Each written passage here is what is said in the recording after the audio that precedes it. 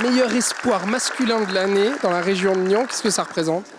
Ça représente gros parce que je m'y attendais pas et surtout ça me donne encore une plus grande motivation pour les prochains jours et les prochains tournois que je vais jouer. Mon rêve, ce serait d'intégrer le top 10 mondial. Bon Alexia, sportif de l'année, qu'est-ce que ça fait alors? C'est un bel accomplissement, ça donne une bonne dose de motivation pour relancer la saison. Parce que c'est un peu le début, donc ça fait plaisir de se sentir soutenu et dans la région où on est. Alors l'équipe féminine de l'année, c'est le handball, le NHB La Côte. Alors ça fait quoi les filles? Beaucoup d'émotions, hein. C'est super, parce qu'on s'y attendait vraiment pas. Est-ce que vous voulez voir Pierre-Alain danser? Oui. Oui. Ah, mais sans musique, moi, c'est comme jouer au tennis sans raquette, sans musique.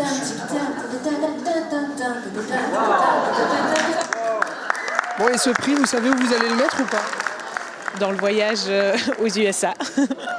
Bon, et il est où votre prix là? Vous l'avez déjà rangé à la cave? Ouais, il est parti avec la maman et il est déjà dans la voiture. On a vu votre cri de joie hein, tout à l'heure quand même. Hein. Vous arrivez à me le refaire là ou pas?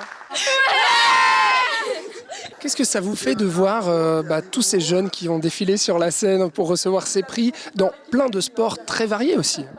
Alors, le bassin de la région au niveau sportif, il est juste énorme. On a un vrai réservoir de sportifs.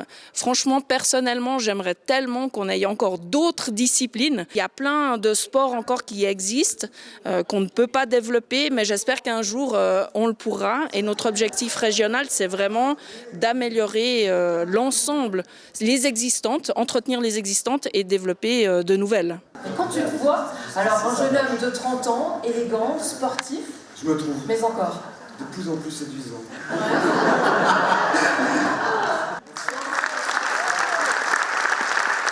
Et alors qu'est-ce que vous allez faire de cet argent que vous allez recevoir?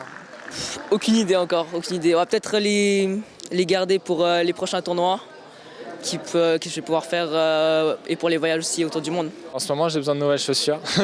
Je pense qu'on va investir dans ça. Le matériel, surtout en triathlon, ça commence à coûter cher. Donc surtout pour ça. Après, il y a le coach papa qui réclame le 50%. Donc on va discuter de ça à la maison ce soir. Alors déjà, ça va me permettre de financer mes prochains tournois à l'international qui sont plus ou moins coûteux. Et tout simplement le matériel de judo. Alors vous êtes quelle ceinture en judo? Je suis ceinture bleue. Et après la bleue, il y a quoi déjà? Il y a la ceinture marron que je compte bientôt faire. Oui, et puis je crois qu'il y a les Jeux Olympiques aussi, non? C'est pas ça? Ouais, il y a cette affaire des Jeux Olympiques. Cette petite affaire. Cette petite affaire, ça c'est à voir.